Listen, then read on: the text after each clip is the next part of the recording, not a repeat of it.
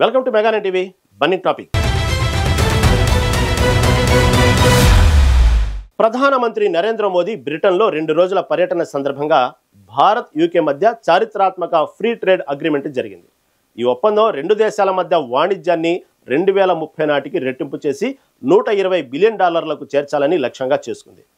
భారతదేశం ఇటీవలి కాలంలో ఓ అభివృద్ధి చెందిన ఆర్థిక వ్యవస్థ కలిగిన దేశంతో చేసుకున్న అత్యంత పూర్తిస్థాయి వాణిజ్య ఒప్పందం ఇదే. దీనిని బట్టి దీనివల్ల భారత్ ఎంత లాభమో ప్రత్యేకంగా చెప్పాల్సిన పని లేదు. ఓ పక్క ట్రంప్ సుంకాలతో భయపెడుతుంటే భారత్ బ్రిటన్తో 99% వస్తువుల ఎగుమతులపై ఎటువంటి సుంకాలు లేకుండా ఒప్పందం చేసుకోవటం భారత విదేశీ విధానం గొప్పతనాన్ని మరోసారి రుజువు చేస్తుంది. అసలు ఈ ఫ్రీ ట్రేడ్ ఒప్పందంలో ఏమున్నాయి, దీనివల్ల భారత్లో ఏ వర్గాలకు ఉపయోగం, ఈ ఒప్పందం వల్ల 2 దేశాలకు కలిగే లాభం ఏంటి? Watch the story.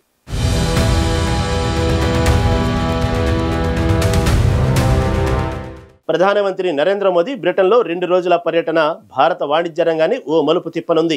ఇప్పటి వరకు ఓ లెక్క, ఇక నుంచి మరో లెక్క. అమెరికా లాంటి దేశాల బెదిరింపులు ఇక పనిచేయవు. అలాంటి బలమైన ఒప్పందం భారత్ బ్రిటన్తో చేసుకుంది. బ్రిటిష్ ప్రధాని కీర్ స్టార్మర్తో లండన్లో జరిగిన సమావేశంలో ఫ్రీ ట్రేడ్ అగ్రిమెంట్ పై ఇరు దేశాధినేతలు సంతకాలు చేశారు. ప్రధాని మోదీ పర్యటన 2 దేశాల మధ్య రక్షణ, వాణిజ్యం, సాంకేతికత వంటి కీలక రంగాల్లో సంబంధాలను మరింత బలోపేతం చేసింది. ఒప్పందంపై సంతకం చేసిన తర్వాత ఇది భారత్ బ్రిటన్ ద్వైపాక్షిక సంబంధాల్లో చారిత్రక రోజని మోదీ పేర్కొన్నారు. ఈ ఒప్పందం ద్వారా 99% భారత ఎగుమతులకు ఎటువంటి సుంకం ఉండదు. దీనివల్ల ఎగుమతులు పెరిగి భారత్ లో తయారీ రంగం, వ్యవసాయ ఎగుమతులకు ప్రోత్సాహం లభిస్తుంది. దీనివల్ల ప్రపంచంలోనే అతిపెద్ద ఆర్థిక వ్యవస్థలో 3వ స్థానానికి చేరుకోవడానికి భారత్ కు మార్గం సుగమమవుతుంది.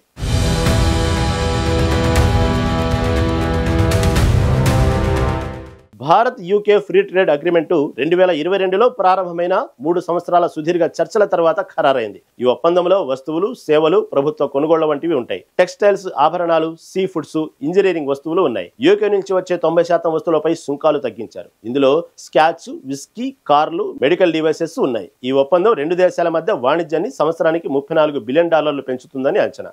ఈ ఒప్పందం భారత ఎగుమతులకు యూకే మార్కెట్లో అపూర్వమైన అవకాశాలను అందిస్తుంది. టెక్స్టైల్స్, లెదరు, ఆభరణాలు, సీ ఫుడ్ వంటి శ్రమాధార రంగాలు గణనీయంగా లాభపడతాయి. భారత రైతులకు బాస్మతి బియ్యం, మామిడి, పల్సు, టీ, స్పైసెస్ వంటి ఉత్పత్తులను సుంకం లేకుండా ఎగుమతి చేయవచ్చు. దీనివల్ల భారతదేశంలోని రైతులు చాలా సులువుగా తమ ఉత్పత్తులను బ్రిటన్ కు ఎగుమతి చేయొచ్చు. ఇది వారికి ఆర్థికంగా ఎంతో లాభం. 2030 నాటికి భారత వ్యవసాయ ఎగుమతులు $100 బిలియన్ చేరాలనే లక్ష్యాన్ని ఈ ఒప్పందం ఊతమిస్తుంది. అయితే డైరీ, యాపిల్స్, ఎడిబుల్ ఆయిల్స్ వంటివి వాటికి సుంకాలపై రాయితీలు ఇవ్వలేదు.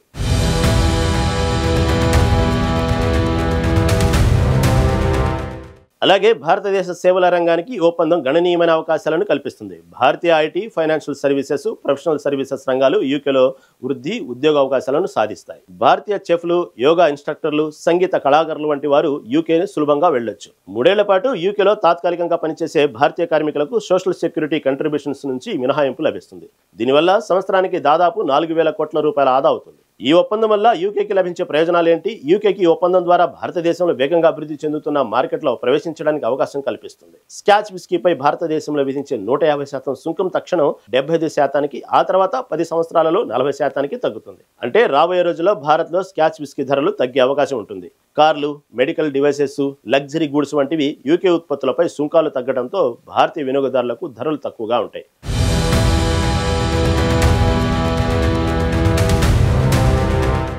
యూకే సంస్థలు భారతదేశంలో $200 కోట్ల పైగా విలువైన ప్రభుత్వ టెండర్లలో బిడ్ చేయొచ్చు. ఈ ఒప్పందం యూకే జీడీపీకి సంవత్సరానికి $4.8 బిలియన్ జోడిస్తుందని అంచనా. భారత వ్యవసాయ రంగం ఈ ఒప్పందంతో పెద్ద ఎత్తున లాభపడుతుంది. పసుపు, మిరియాలు, యాలుకలు, ప్రాసెస్ ఫుడ్ వంటి ఉత్పత్తులకు సుంకం ఉండదు. ష్రింప్, ట్యూనా, ఫిష్ మిల్ వంటి సీ ఫుడ్స్ ఉత్పత్తులపై యూకేలో సుంకాలు పూర్తిగా తొలగించనున్నారు.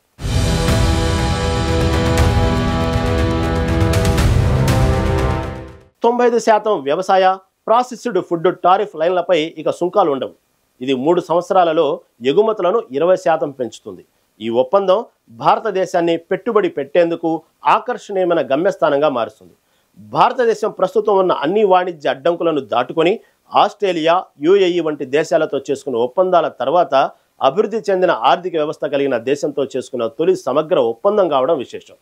యూకేకి ఈ ఒప్పందం బ్రెగ్జిట్ తర్వాత ఇండో పసిఫిక్ టిల్ట్ వ్యూహంలో భాగంగా భారతదేశంతో ఆర్థిక సంబంధాలను బలోపేతం చేస్తుంది.